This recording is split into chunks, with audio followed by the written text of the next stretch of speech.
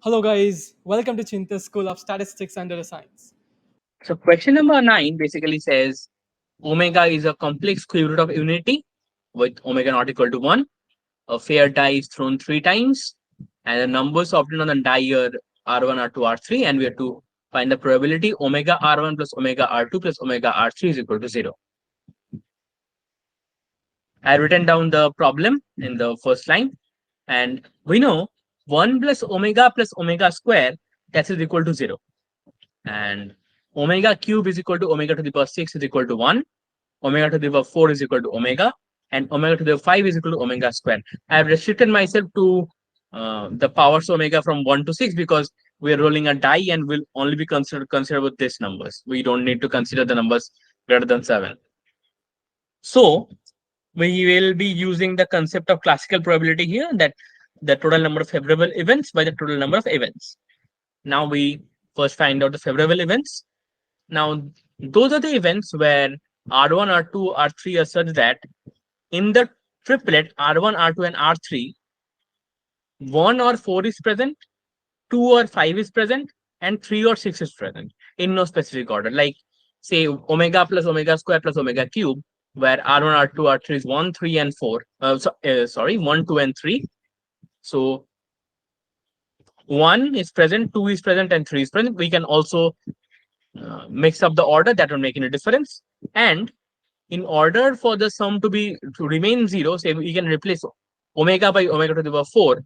So omega 1 or 4 is present. We can either switch up omega square and omega to the 5. So in the triplet, 2 or 5 remains present. And similarly, we can do it for omega cube and omega 6.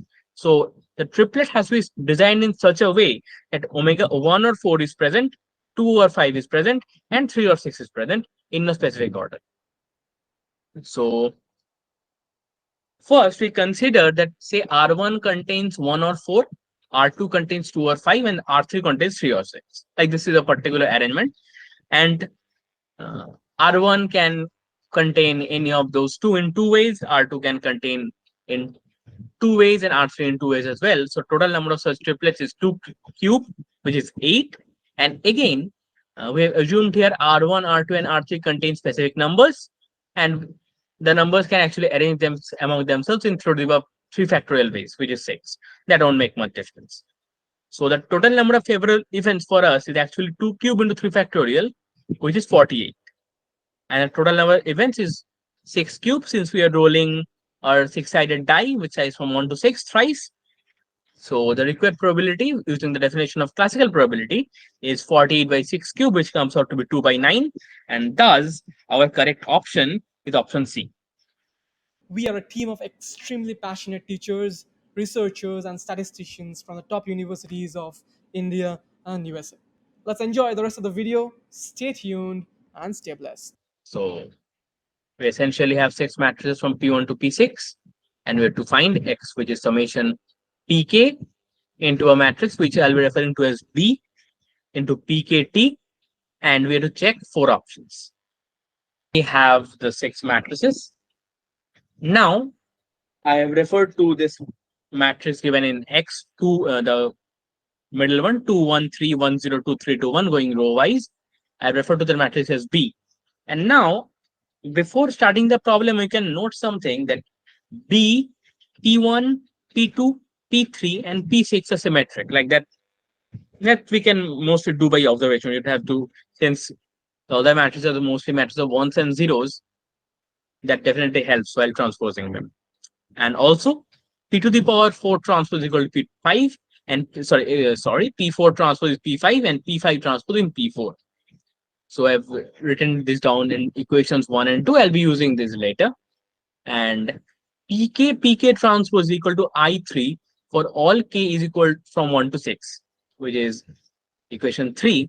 So PKs are actually orthogonal matrices, and hence we can also note that Pk inverse is equal to Pk for all k from 1 to 6. Further, we can note something that for every Pk, each row and column sums out to 1. Like that's a very interesting observation. It only has only 1 in each row and column, and the other terms are zeros. This will be a fact we'll be using to solve two of these options. So first we go on to check the options. We go for option A, X transpose. Where to check whether X is symmetric matrix or not, we need to obtain X transpose. X transpose is the expression written down. I've just taken transpose over the entire thing.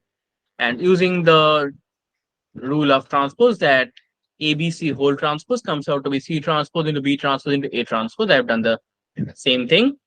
PK transpose whole transpose is PK, B transpose is B, and PK transpose is simply PK transpose. So that reduces to this. And now we can actually, and since B transpose is equal to B, and we can also use the fact that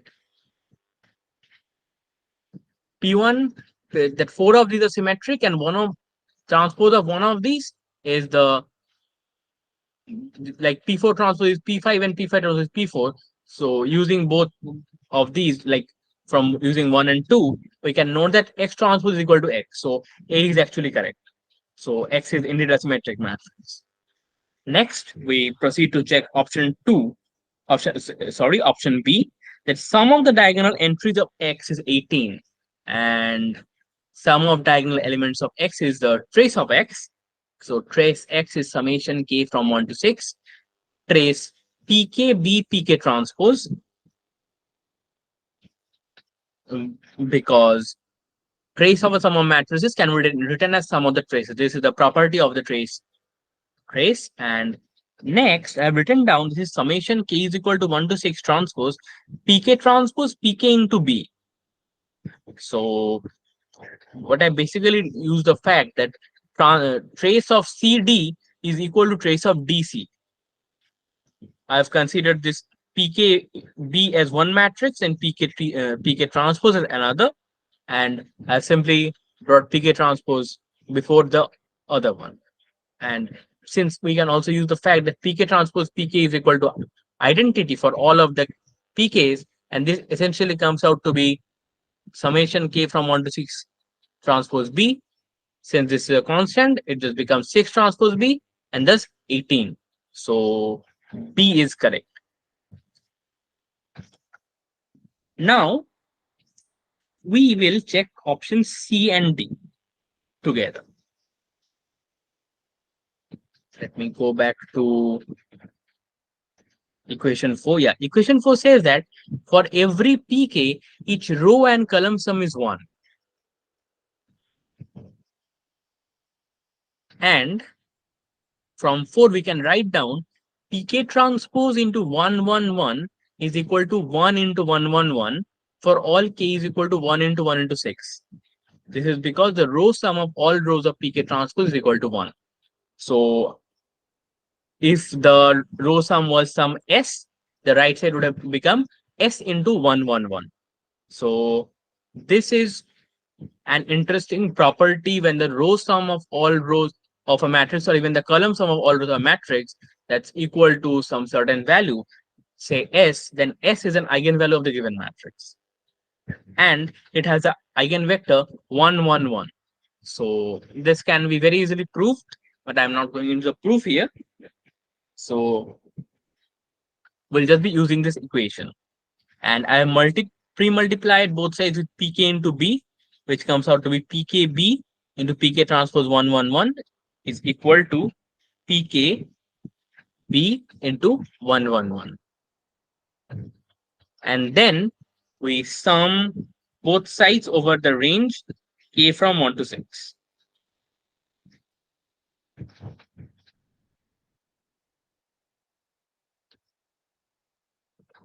Again, we can note that summation k from 1 to 6 pkb into pk transpose, that's basically x.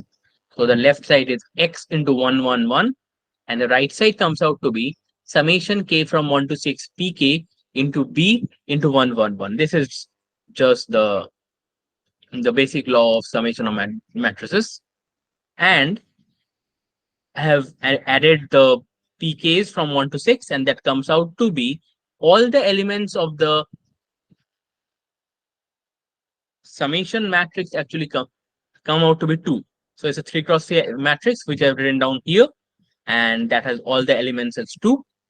B, and I've written down B in the explicit form here, and 1, 1, 1. Now I have simply multiplied the three matrices, and I have obtained the result to be 30, 30, 30, which is 30 into 1, 1, 1.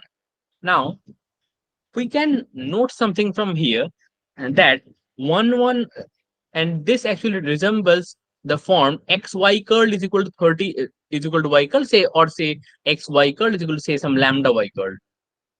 This actually resembles the form we use to obtain the eigenvalue and eigenvectors of a matrix. And we can note that lambda is equal to 30 is an eigenvalue of the matrix X, and y curl is equal to 1, 1, 1 is an eigenvector of the matrix X. So using this fact and going through option D, we can note that alpha is indeed equal to 30 here. So this is correct. We can go through option C, which says that x minus 30i is an invertible matrix, and that's actually wrong, because determinant x minus 30i is equal to 0. So that's what I have written down here. And so C is wrong, and thus our correct options are options A, B, and D.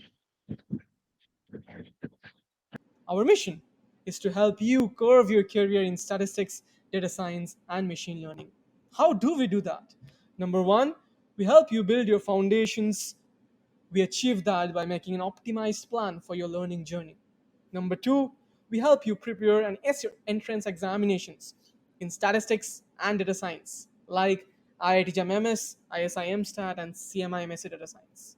Number three, we give our absolute best to help you design your career by organizing workshops and certified data science courses. So question number 12 basically says there are 4 fair die, D1, D2, D3, D4, with 6 phases, and you have to find the probability that D4 shows a number appearing on one of D1, D2, and D3. And we'll again be using the notion of classical probability here. To find probability D4 shows a number appearing in D1, D2, D3, we can actually use 1 minus probability D4 shows a number different from D1, D2, D3. This is just two complementary events adding up to 1. So to obtain cases where D4 is different from D1, D2, D3, let's consider the following cases. Okay. So first, we go on that D1, D2, D3 show the same number, say 1, 1, 1, and D4 shows some other number, say 2. The total number of events in this case comes out to be 6 into 5. Why?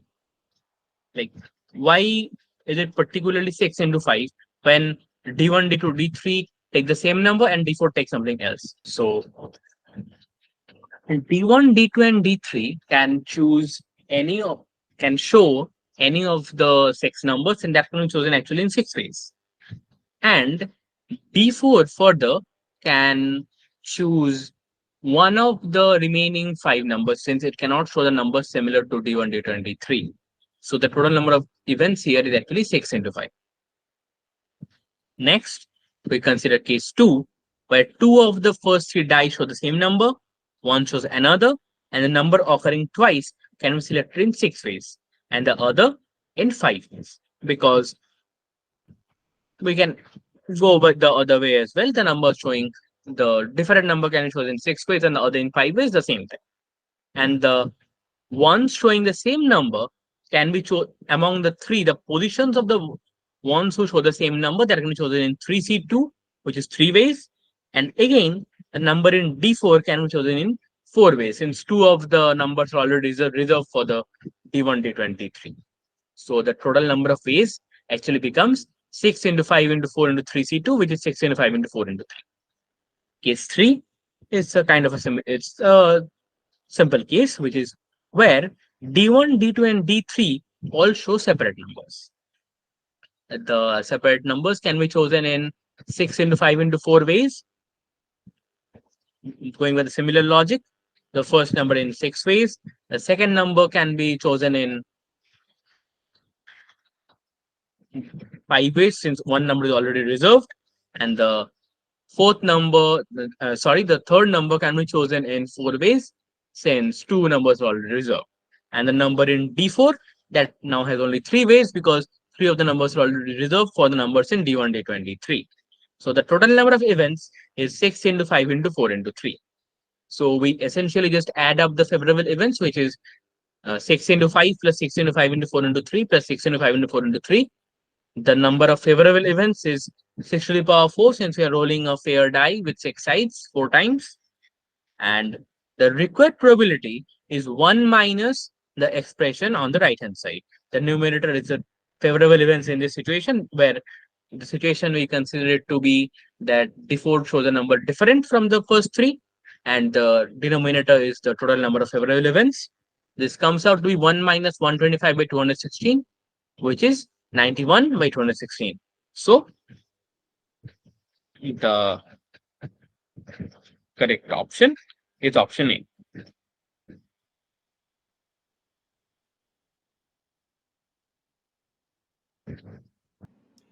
To book a trial class for your preparation courses of IIT MS, ISI Mstat, and CMI MS Data Science, check out the first link in the description below. If you're enjoying the video, show some love by liking the video and subscribing to the channel. We welcome you again to this passionate community of budding statisticians and data scientists.